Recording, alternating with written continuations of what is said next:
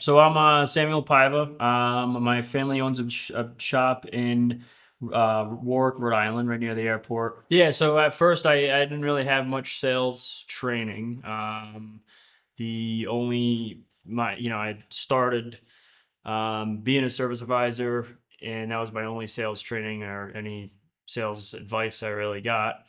And then joining this program here allowed me to get more of a baseline where I should develop good habits on properly preparing for a phone call, properly preparing for the sale, also being able to confidently talk on the phone. This class definitely has helped in that way because I have a lot more of tactics that allow me to have more confidence myself and more confidence in my shop as well.